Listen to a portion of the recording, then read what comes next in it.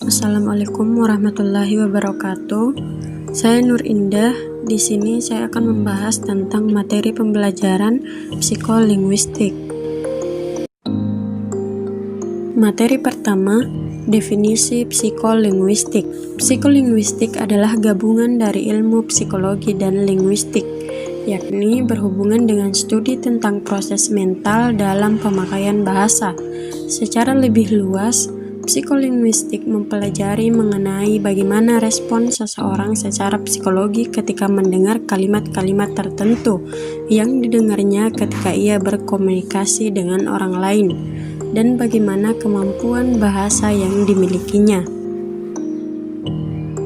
Ada beberapa cabang-cabang psikolinguistik, di antaranya yang pertama psikolinguistik teoristik, yang kedua psikolinguistik perkembangan, yang ketiga psikolinguistik sosial, yang keempat psikolinguistik pendidikan, yang kelima neuropsikolinguistik, yang keenam psikolinguistik eksperimental, dan yang ketujuh adalah psikolinguistik terapan. Perkembangan psikolinguistik. Kebanyakan orang menyebutkan bahwa psikolinguistik lahir sesudah tahun 1954. Meskipun sebenarnya psikolinguistik telah dipelajari dan didiskusikan di Jerman sejak abad ke-19, hanya saja dengan istilah yang berbeda. Wundt adalah bapak psikologi eksperimen yang membangun pertama kali laboratorium psikologi di Leipzig, Jerman pada abad ke-19. Wundt juga memperkenalkan psikologi bahasa atau psikologi der Sprache yang materinya tidak jauh berbeda dengan apa yang dibahas dalam psikolinguistik. Psikolinguistik merupakan istilah lain dari psikologi bahasa yang muncul setelah Perang Dunia Kedua. Tokoh pelopor psikolinguistik. Yang pertama adalah tokoh pelopor linguistik.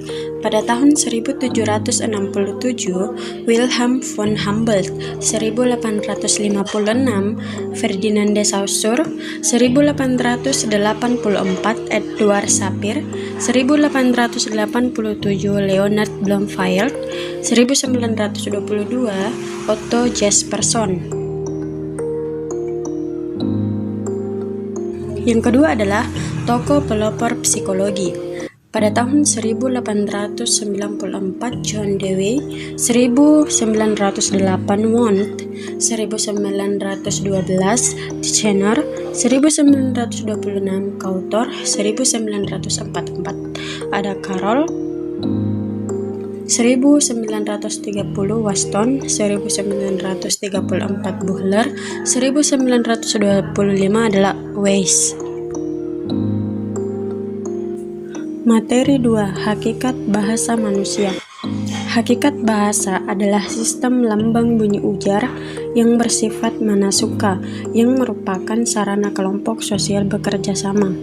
Unsur penting dalam bahasa yakni terdiri atas 12 unsur, yaitu bahasa itu adalah sebuah sistem, bahasa itu berwujud lambang, bahasa itu berupa bunyi, bahasa itu bersifat arbiter, bahasa itu bermakna, bahasa itu bersifat konvensional atau kesepakatan, bahasa itu bersifat unik, bahasa itu bersifat universal, bahasa itu bersifat produktif, bahasa itu bervariasi, bahasa itu bersifat dinamis, dan yang terakhir adalah bahasa itu manusiawi. Ciri bahasa manusia: jalur vokal auditoris, penyiaran ke semua jurusan, cepat hilang, dapat saling berganti, keterpisahan, keterlepasan, keterbukaan, pembelajaran, pembalik yang lengkap, spesialisasi, kebermaknaan, kesewenangan, dualis struktur, benar atau tidak, refleksivitas, dan dapat dipelajari. Proses bahasa manusia. Chomsky 1959 berpendapat bahwa manusia lahir dengan dikaruniai sebuah perangkat di dalam otak yang disebut Language Acquisition System atau LAD, biasa juga disebut Universal Grammar.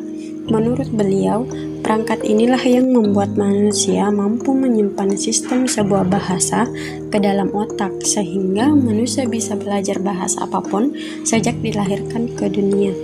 Chomsky juga berpendapat bahwa sejatinya pada usia 5 tahun, manusia telah selesai dan berhasil menyempurnakan bahasanya, sehingga bisa dengan lancar berkomunikasi dengan orang dewasa. Inilah yang disebut critical period yang digagas oleh Chomsky. Menurutnya, ketika manusia belum sempat berbicara dengan sebuah bahasa ketika sudah melewati batas masa critical period, maka ia akan gagal mendapat bahasa apapun. Materi 3. Pemerolehan bahasa. Pemerolehan bahasa atau language acquisition adalah proses manusia mendapatkan kemampuan untuk menangkap, menghasilkan, dan menggunakan kata untuk pemahaman dan komunikasi. Kapasitas ini melibatkan berbagai kemampuan seperti sintaksis, fonetik, dan kosakata yang luas. Pembelajaran bahasa. Pembelajaran bahasa berkaitan dengan proses-proses yang terjadi pada waktu seorang kanak-kanak mempelajari bahasa kedua setelah dia memperoleh bahasa pertamanya. Jadi, pemerolehan bahasa berkenaan dengan bahasa pertama, sedangkan pembelajaran bahasa berkenaan dengan bahasa kedua. Teori bahasa. Teori bahasa terdiri atas 5 teori, yaitu behaviorisme, kognitivisme, konstruktivisme, nativisme, dan interaksionisme. Teori belajar bahasa terdiri atas 3, yaitu teori struktural, teori fungsional, dan teori interaksional. Sedangkan teori pengajaran bahasa juga terdiri atas 3, yaitu pendekatan, metode, dan teknik. Materi 4. Definisi komponen pembelajaran. Komponen pembelajaran adalah kumpulan dari beberapa item yang saling berhubungan satu sama lain, yang merupakan hal penting dalam proses belajar mengajar. Tujuan pembelajaran terdiri atas 4, yaitu tujuan pendidikan nasional, tujuan institusional atau lembaga, tujuan kurikuler, tujuan instruksional. Bahan pembelajaran terdiri atas 4. Yang pertama adalah materi pembelajaran fakta, yang kedua materi pembelajaran konsep, yang ketiga materi pembelajaran prinsip, dan yang keempat adalah materi pembelajaran prosedur. Bahan pembelajaran terdiri atas 5 bahan, yaitu media cetak, media audio, media proyeksi, media objek fiksi, dan media komputer. Strategi pembelajaran yaitu expository, inquiry, berbasis masalah, peningkatan kemampuan berpikir, kooperatif, konstektual atau CPL, dan afektif. Tujuan evaluasi pembelajaran yaitu yang pertama untuk mengetahui kadar pemahaman peserta didik terhadap materi pembelajaran, yang kedua untuk melatih keberanian dan mengajak peserta didik untuk mengingat kembali materi yang telah disajikan, dan yang terakhir adalah untuk mengetahui tingkat perubahan perilaku siswa. Materi 5. Penyebab kelainan bicara dan bahasa. Penyebab gangguan perkembangan bahasa sangat banyak. Semua jenis gangguan mulai dari proses pendengaran, penerusan impuls ke otak, dan otot atau organ pembuat suara. Adapun beberapa penyebab gangguan atau keterlambatan bicara adalah gangguan pendengaran, kelainan organ bicara, retardasi mental, kelainan genetik atau kromosom, autis, mutim selektif, keterlambatan fungsional, afasia reseptif, dan deprivasi lingkungan. Deprivasi lingkungan ini terdiri dari lingkungan sepi, status ekonomi sosial, teknik pengajaran salah, sikap orang tua, gangguan bicara pada anak, dapat disebabkan karena kelainan organik yang mengganggu beberapa sistem tubuh seperti otak, pendengaran, dan fungsi motorik lainnya. Penyebab gangguan bicara dan bahasa menurut BF terdiri atas 6.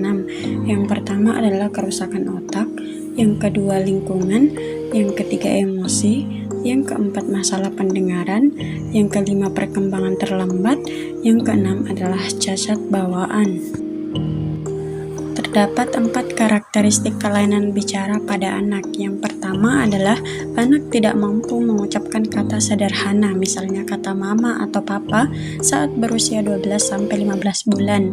Yang kedua, anak tidak bisa memahami kata sederhana, misalnya kata jangan saat berusia 18 bulan. Yang ketiga, anak tidak bisa berbicara dalam kalimat pendek, 3-4 kata saat berusia 3 tahun. Yang keempat, anak tidak mampu bercerita secara sederhana saat berusia 4-5 tahun. Berikut adalah cara pembelajaran pada anak kelainan bicara dan bahasa, yaitu ajak berbicara, bernyanyi, mengulang kata, bermain, main seruling, berteriak a, i, u, e, o, terapi, pemeriksaan rutin, hindari tunjuk benda, dan yang terakhir adalah menonton. Materi 6. Strategi pembelajaran bahasa. Oxford dalam Huda 1999 membedakan strategi pembelajaran bahasa ke dalam 2 kelompok, yaitu yang pertama secara langsung dan kedua secara tidak langsung. Strategi pembelajaran bahasa secara langsung terdiri atas 3, yaitu yang pertama strategi memori, yang kedua strategi kognitif, yang ketiga strategi kompensasi. Strategi pembelajaran bahasa tidak langsung juga terdiri atas 3 strategi. Yang pertama strategi metakognitif, yang kedua strategi afektif, dan yang ketiga adalah strategi sosial. Terima kasih, itulah materi pembelajaran tentang psikolinguistik yang dapat saya sampaikan. Lebih dan kurangnya mohon dimaafkan. Jika ada salah-salah kata pun mohon dimaafkan. Wabillahi taufiq wal hidayah. Assalamualaikum warahmatullahi wabarakatuh.